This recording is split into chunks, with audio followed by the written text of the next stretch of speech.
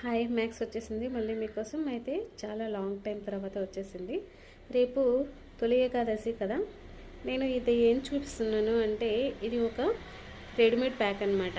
చాలామంది జాబ్కి వెళ్ళొస్తుంటారు, లేదంటే కొంతమందికి మాకు ఇది ఎలా తయారు చేసుకోవాలో తెలియదు అంటారు. ఇప్పుడు ఈ రోజులలో ఇంట్లో తయారు చేసుకోవడం అనేది చాలా పెద్ద పనిగా అయిపోయిందనమాట. ఇంతకుముందంటే మన ఇంట్లో కొంచెం వయసైన బామ్మ వాళ్ళు లేదంటే అమ్మ వాళ్ళు చేసేవాళ్ళు. ఇప్పుడు ఏంటంటే మనగా చేసుకోవాలి, పూజల్లో పెట్టుకోవాలి. కొంతమందికి తెలియదు ప్రాసెస్ కూడా.